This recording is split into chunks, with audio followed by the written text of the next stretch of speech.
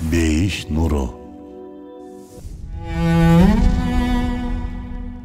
Atasının kızı Hazreti Fatima raziyallahu anha. Rajab ayı бүтүп Шабан ayı girip geldi.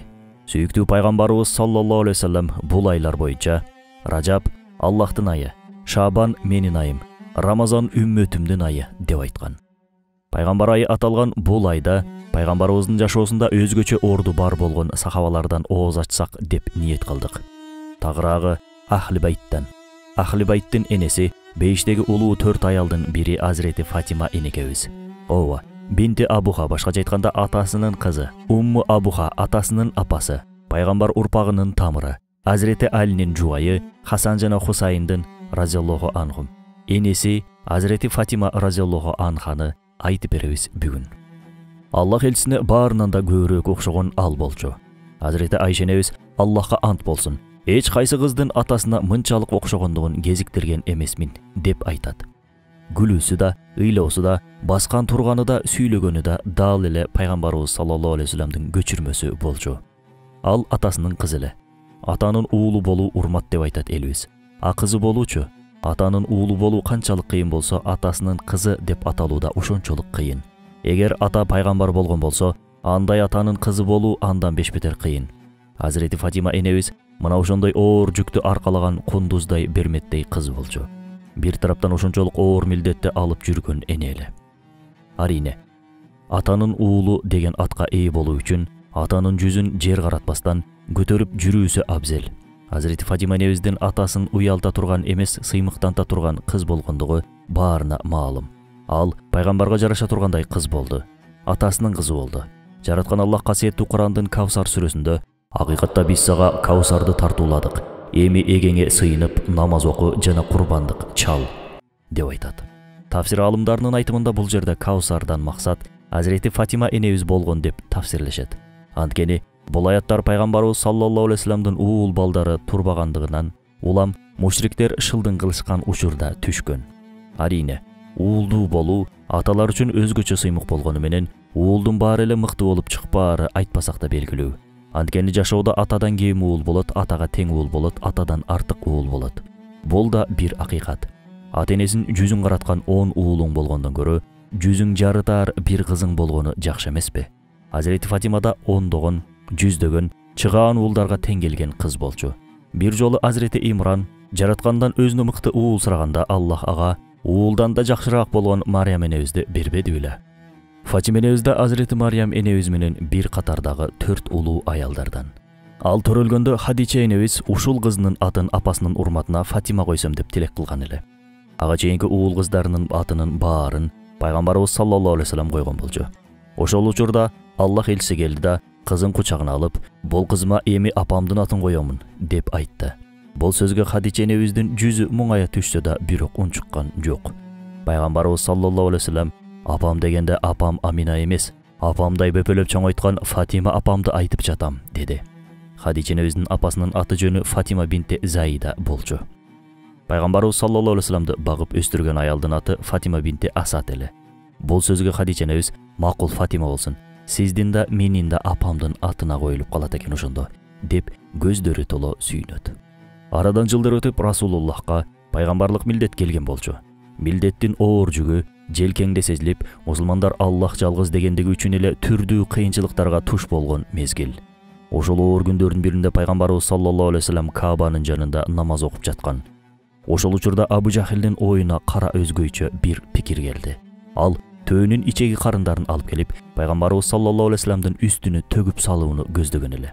Шаша-буша төөнүн ичегилерин жүктөтүп алып келди да Каабанын үстүнө чыгарышты. Анын салмагы аябай оор болгон. Аны бир адам көтөрө алчу эмес. Анын астына бирөө калып кете турчу болсо, дем жетпей тумчукмак. Ансыз деле алардын максаты ошол болчу. Андыктан пайгамбарыбыздын үстүнөн ылдый шыпырта төгүп салды, колуң сыңгыр. Ал учурда чарасыздык өкүм сүрүп турган. Мындайга каршы баш көтөрүп чыккыдай мусулмандардын саны өтө эле аз болчу. Андыктан ар кандай кысым жана азаптардын ичинде эзилип жатышкан. Коркууларынан улам эч ким бир нерсе кылууга батынып даай алган эмес. Дал ошол учурда бирөөнүн алыстан кыйкырып келгендигин көрүштү. Ал 10 жаштагы Азирети Фатима эле. Чуркап келди да Bir тараптан ыйлап, bir тараптан кичинекей колдору менен атасынын үстүндөгү оор карынды түрткүлөп жатты бечара. Бир сөз менен айтканда канчалаган эркектердин кыла албаганын кылып жатты. Атасын бекем кучактап, "Атаке, муну сага эмне үчүн кылышат?" деп сурады ыйламсырай. Атасы да Фатимасынын көз жашын арчып, "Капаланба кызым. Аллах атаңдын аракеттерин текке кетирбейт", деди кызын сооруту. Азирети Фатима да көңүлү жаралуу болуп тургандыгына карабай, атасын жооткотуу менен алек. Ошол учурда сахабалар Аллахтын кулу катары эмне гананы көрүшкөн жок. Ислам тарыхындагы биринчи бойкотту мушриктер бизге көрүшө түшкөн ошондо. Өзөк жалгаарга эч нерсеси жок, күндөп түндөп ачка калган учурлар болгон дешет сахабалардын. Фатима энебиздин өлүмүнө себеп болгон ооруу ушул учурларда бойкоттон мурасы болуп калган экен. Эркекти жокчулук менен, кызды токчулук менен тарбиялаш керек дейт го. Бул жокчулуктун айынан бузулуп кеткен кыздардын шылтоосу болсо керек. Эмесе адам жокчулукта да токчулукта да өз адамдыгын сактап калуусу абзел. Антпесе жокчулук, материалдык муктаждык кимдин гана башында болбойт. Пайгамбарыбыз саллаллаху алейхи вассаламдын сахабалардын айрым колунда жок адамдардын жашоосундагы жокчулукту айта кеткенде, биздеги жокчулукту, биздеги муктаждыкты айтууга деле уят болуп калат. Бирок адам баласы ар дайым эле бир түшүнүктө жүрбөйт. Бүгүнкү түшүнгөнүн эртең унутат. Улам эле чыгып алып акыйкаттарды айтып жатсак, бизди өз напсысын жеңген периште көрүп албаңыздар. Биз да адамбыз. Биз да дүйнөгө бой таштаган сезимдерибиз бар. Биздин да айланабызда шапартайып ойноп жүргөн бардар адамдар бар. Ошондо сенден да кедейлер көзүңө көрүнбөй, колуңдагы неематтар унутулуп, дүйнө өтүүчү, биз убактылуу конокпуз деген сөздөр таасир бербей калганда, өмүр бою жокчулукта жашап өткөн ахли байт эске келет. Жакырлыгым, сыймыгым деген пайгамбарыбыз саллаллаху алейхи вассалам эске түшөт. Бай болуу жакшы болгондо, бай болуу парыз болгондо алар бай болмокта деп өзүңдү жооткотосуң. Кызды токчулукта тарбиялаш керек болгондо пайгамбарыбыз саллаллаху алейхи вассалам да кызына токчулукту гана көрсөтүп чоңойтмокта дейсиң. Фатима энебиз ошондой жокчулуктун ичинде кандай гана гүл болуп жетилди. Казанда болсо чөмүчкө чыгат дегендей, адамдын дээриндеги жокчулукта, токчулукта да билинип калат. Пайгамбарыбыз саллаллаху алейхи вассалам байлыкка канчалык умтулбаган адам болгон болсо, Фатима энебиз да дал ошондой эле. Анткени ал атасына ар тараптан куюп койгондой окшошчу. Сырткы көрүнүшү менен баскан турганы сыяктуу эле адеп ахлагы да дал эле атасыныкы эле. Ошол себептен эң улуу сахабалар ага үйлөнүшүп, чоң шарапатка ээ болгусу келишкен.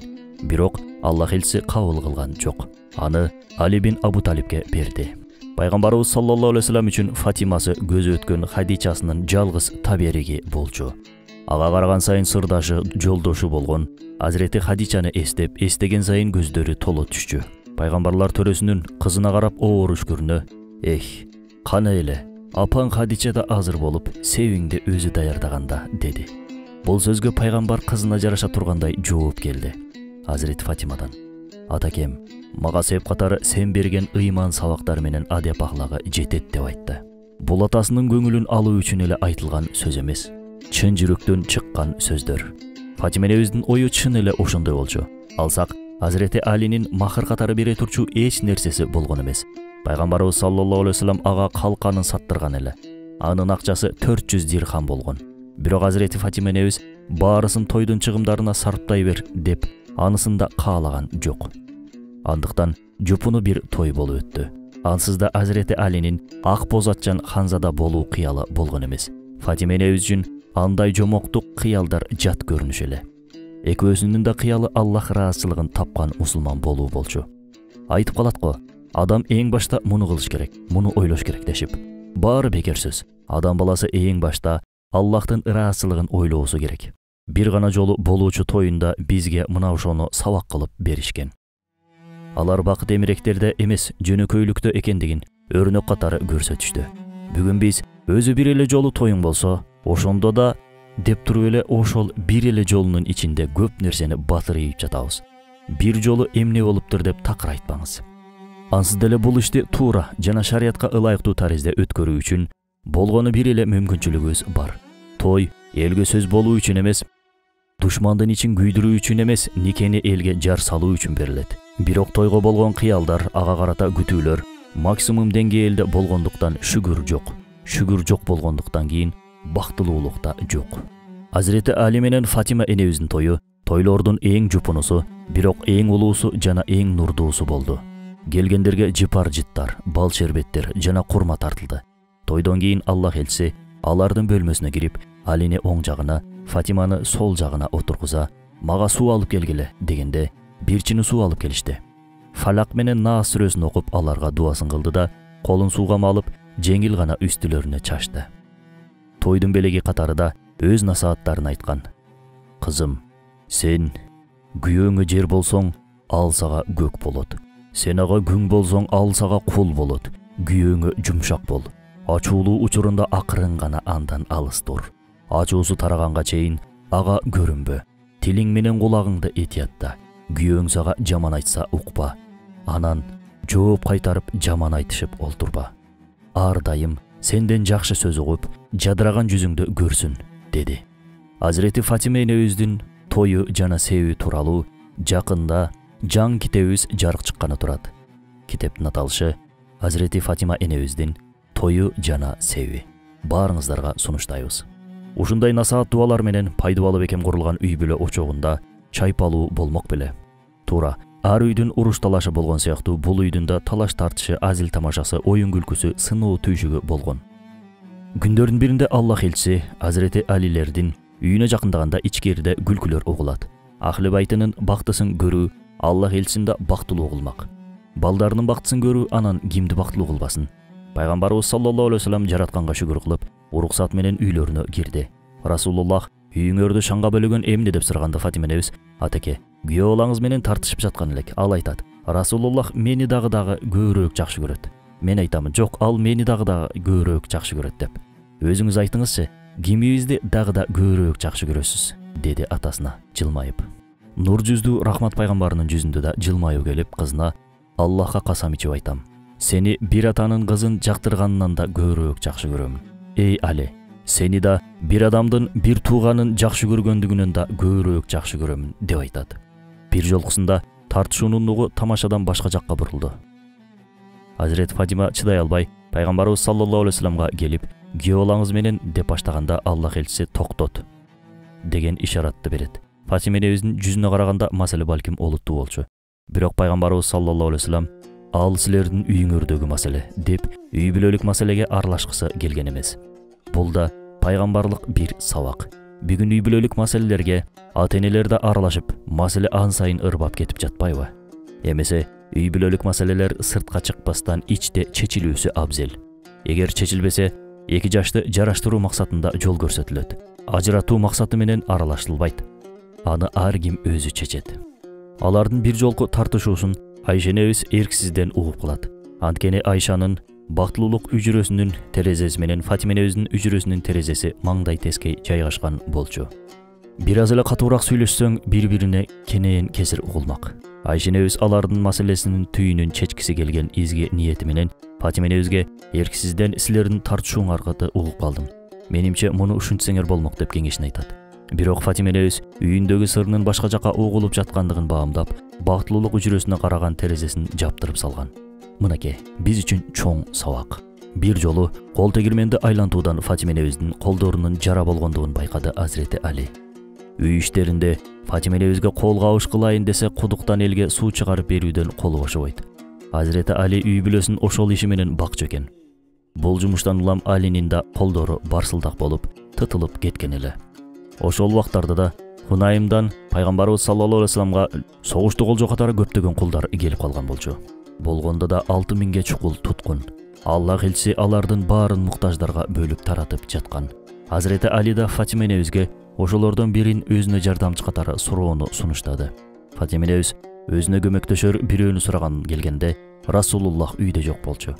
Азирети Фатима өз өтүнүшүн Айша энебизге билдирип коюп үйүнө кайтты. Кечинде пайгамбарыбыз саллаллаху алейхи вассалам бул маселе боюнча кызынын үйүнө өзү барды.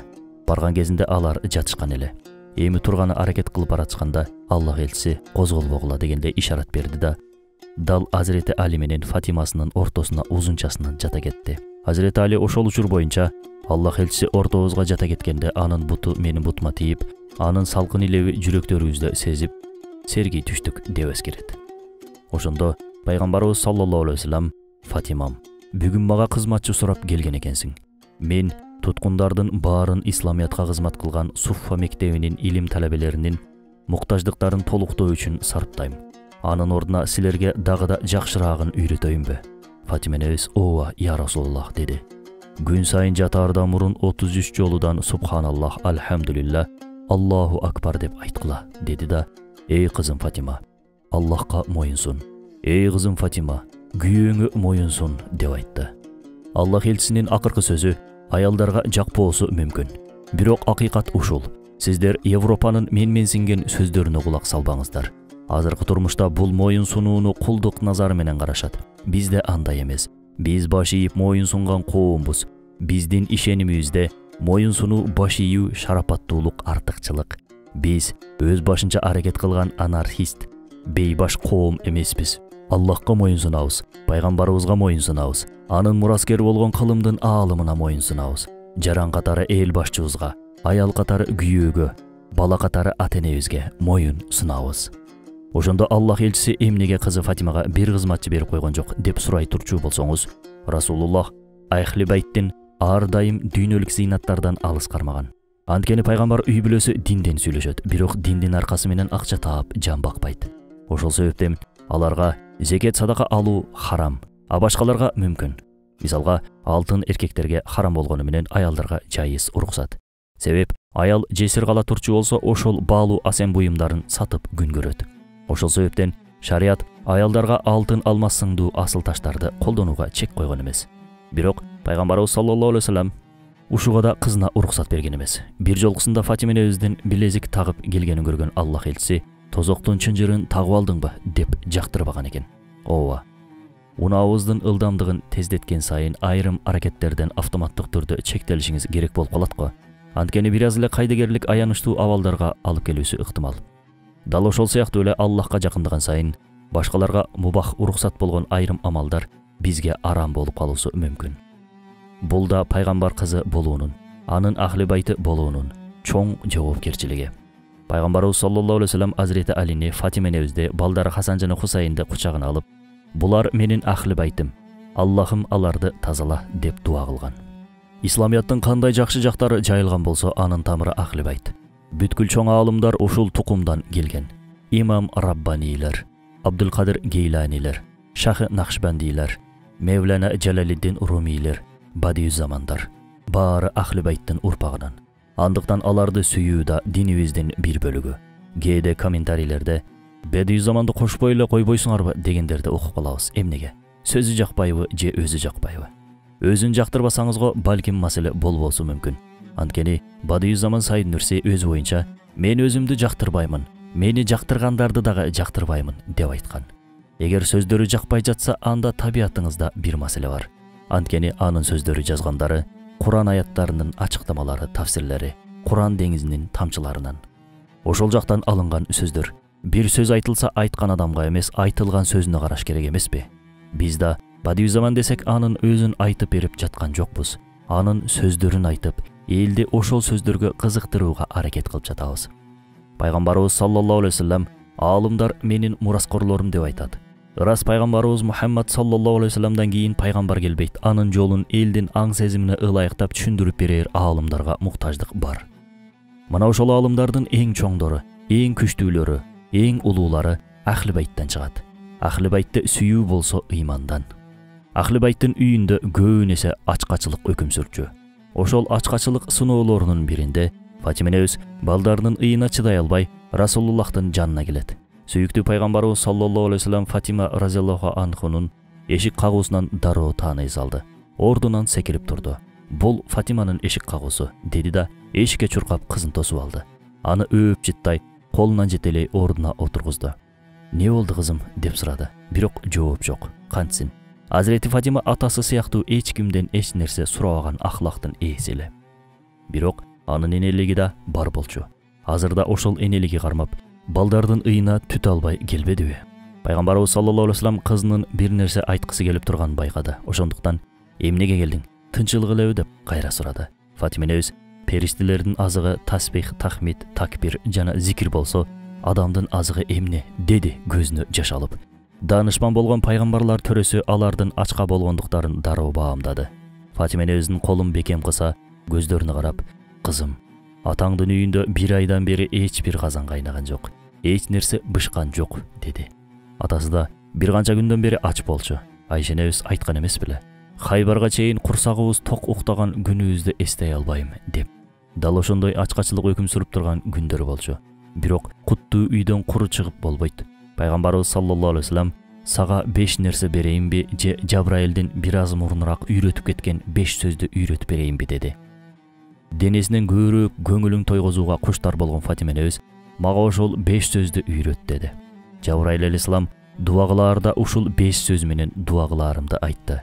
Эй алгачкылардын алгачкысы, эй акылмандардын акыркысы, эй акыркылардын акыркысы, эй күч ээлеринин күчтүүсү, эй мээримдүүлөрдүн мээримдүүсү, эй ырайымдуулардын ырайымдуусу. Ушул 5 сүйлөмдү айткандан кийин Аллахтан эмне сурасаң сура деп айтты. Азирети Фатима жүзүндө жылмаюу менен дагы колу толо кайтты үйүнө. Үйүнө барганда Азирети Али тосуп алды. Эмне кылдың, сурадыңбы, деди кызыга. Фатима энебиз ашказандын эмес төш казандын азыгын алып келген эле. Андыктан Азирети Алиге үйрөнгөн дуасын айтып берди. Азирети Алинин да түшүнүгү ошондой болгондуктан сен биз үчүн да өзүң үчүн да жакшылыктар менен кайтыптырсың, деди. Алдыдагы күндөр дагы оор, бир ачкачылык күн эле. Фатима энебиз тапкан уну менен камыр жууруп нан жапты. Дароо атасына чуркады. Аллах элчиси бул эмне деп сураганда, бул нанды сага алып келдим, ата. Сен жемейинче көңүлүм тынчый алган жок, деди. Пайгамбарыбыз саллаллаху алейхи вассалам, кызым, 3 күндөн бери атаңдын оозуна келген алгачкы тамак ушул, деди. Фатима энебиз пайгамбарыбыз саллаллаху алейхи вассаламга энесиндей күйүп турчу. Ошол себептен аны пайгамбарыбыз атасынын апасы деп алкап калчу экен. Ухуд күнүндө сүйүктүү пайгамбарыбыз саллаллаху алейхи вассалам 15 аялды суу ташып жаралууларга кароо үчүн бир аз берегирээкте милдеттендирген эле. Алардын бирөөсү Азирети Фатима болгон. Аллах элчисинин өлтүрүлгөндүгү боюнча жалган кабар жайылганда, дароо тоонун этектерин көздөй чуркай баштады. Акыр аягы атасын көргөндө, "Ох", деди. Жеңилдей түштү. Ошондогу сүйүнгөндүгүн айтпа. Бирок пайгамбарыбыз саллаллаху алейхи вассалам канжалап катуу жараланган болчу. Фатима энебиз чуркап барып, атасын бекем кучактай, жолдошун суу алып келүү үчүн чакырды. Азирети Али идиштин жоктугунан калканын ичине суу толтуруп алып келди. Азирети Фатима сууну дароо ала коюп, атасынын чекесине аккан канды тазалоо үчүн киришти. Туулганын учу Расулуллахтын жаагына кирип кеткендиктен улам жарасы терең болчу. Кан токтобой жаткан. Фатима энебиз тезинен от жагып, жаратына чок баса дарылоону кечиктирген жок. Бул учурда Азирети Али менен ар кез келген сайын сен турганда атама кантип кол көтөрүшөт дегендей жолдошун тешетиктейт. Аллах элчиси кызынын жолдошуна жаман көзү менен карап жаткандыгын байкап, "Я Али, согуш талаасында Абдуллах бин Жахшты, Абу Дуджананы, Харис бин Симаны, Зият бин Сакинаны кандай сонун салгылашкандыгын көрдүңбү? Алар да кудум эле сен сыяктуу жакшы согушушту", деди. Алинин күнөөсү жок экендигин Азирети Фатимага билдирүү үчүн. Расулуллах Фатимасын атасынын кызы, атасынын апасы деп эркелетчү. Пайгамбарыбыз саллаллаху алейхи вассаламдын Фатима энебизден башка баардык балдары Расулуллахтын көзүнүн тирүүсүндө кайтыш болгон. Жакшылыгында да, жамандыгында да ар дайым аталап, жанында жүргөнү Фатимасы болду. Ошол себептен да аны эч кимге капа кылдырчу эмес. Бир жолу Азирети Алини экинчи аял алам деп жатат деп аразданып келет. Ошол учурда Азирети Али Абу Жахилдин кызы Жувайра менен үйлөнүүнү ойлоп жүргөн. Азирети Алиге өзүбүздүн көз карашыбыз менен карап, жаңылышпайлы достор. Анткени анын экинчисине үйлөнүүдөгү ниети менен биздин бир канчасына үйлөнүү ниетибиздин ортосунда ат менен төөдөй айырма бар. Бирок бул жакта көңүлү ооруганы да Фатима энебиз эле. Пайгамбарыбыз саллаллаху алейхи вассалам менен Азирети Алинин ошончо кыйынчылыгында кебелбестен алардын жанында болгон Фатимасы. Андыктан Аллах элчиси бул кабарды жактырбады. Азирети Али да отурган жамааттын ичинде Пайгамбарыбыз саллаллаху алейхи вассалам Али разияллаху анхунун атында атабай, ошол адамдын баласына айтып койгула. Аллах элчисинин кызы менен Аллах душманынын кызы бир никенин астында болбойт. Эгер ошончолук эле кааласа, Фатима менен ажырашып, каалаганы менен үйлөнө берсин. Фатима менин бир бөлүгүм. Аны кубанткан мени кубанткан, аны капаланткан мени капаланткан, дейт. Бул жерде Аллах элчиси эмне үчүн өз кызынын күйөөсүнө экинчисин алууга тыюу салды да, башкалардын кыздарынын күйөөсүнө андай тыюу салган жок деген суроо эркектерге келбесе да, айымдарга келсе керек. Буга чейин да айтканыбыздай, Пайгамбарыбыз саллаллаху алейхи вассалам бейиштеги аялдардын ичинен эң улуусу 4 деп Имран кызы Мариям, фараондун аялы Асия, Хуайлиттин кызы Хадича, Мухаммедтин кызы Фатима деп атап чыгат. Хадича энебиз менен Фатима энебиздин Расулуллахтан башка жубай жана кыздарынын айырмасы алардын бала төрөп, аларды коомго пайдалуу кылып тарбиялап жетиштиргендигинде. Аялдардын негизги иштеринин бири да мыкты эне болуу. Эсиңизде болсо, пайгамбарыбыз саллаллаху алейхи вассаламда кезинде Хадичанын үстүнө аял албайм деп экинчисине үйлөнбөй коет. Демек, маселе пайгамбар кызында болуш эмес, маселе Хадича Фатима болушта. Адам эмне үчүн бүлөгө өтөт? Бакыт табуу үчүн жана туяган калтыруу үчүн. Хадича энебиз да Фатима энебиз да өз жолдошторуна бул экөөсүн тең тартуулаган аялдар болушкан. Азирет Али Фатима энебиз боюнча Фатиманын жүзүнө карасам, баардык дарттарымды унутам деген эмес беле. Чыныгы аялдагы күйөөсүнө бүт дарттарын унуттуруп, жаркылдап тосуп алган аял деп айтсак, пикирибизге ким кошулбайт? Биз чыныгы эркектер тууралуу айта элекпиз. Деги карды соотуруп, үйдүн күчүгүнө айланган эркектерди бетке тутуп, биздин пикирге каршы чыгууга аракет жасабаңыз. Азыркы көпчүлүк эркектердин дарты ушул. Жумушундагы толтура маселелер менен алпурушуп үйүнө чарчап барса, аялы да ан сайын чарчатат. Бир аз материалдык маселе үчүн үйдөгү бейкуттукту качыруунун кажети бар беле. Пайгамбарыбыз саллаллаху алейхи вассалам: "Эй аялдар, көп садака бергиле. Мен тозоктогулардын көпчүлүгү силерден экендигин көрдүм.